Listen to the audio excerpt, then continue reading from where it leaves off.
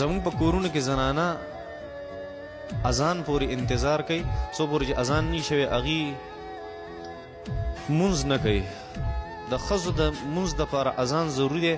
نه، دا اذان خو د جمع دپاره وي چې جمع راټول شي یو ځای ته او په جمع خلک مونځ وکړي. اذان ضروري نه دی د مانځه دپاره.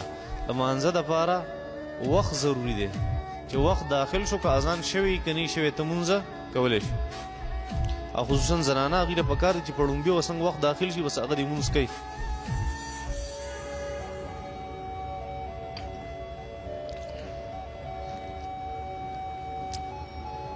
خو یو خبره پکې هغه ضروري ده، هغه دا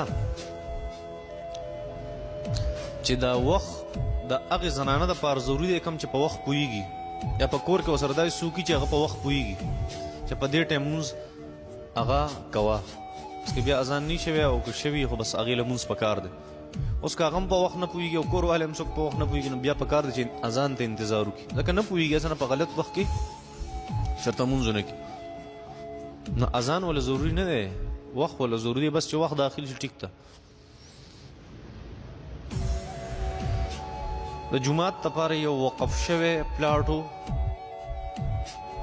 خو خلکو په هغې لمونځ نه و کړی، هغه بدلولی شي که نه، دا خو بار بار ویلی چې بدلولی شي بالکل.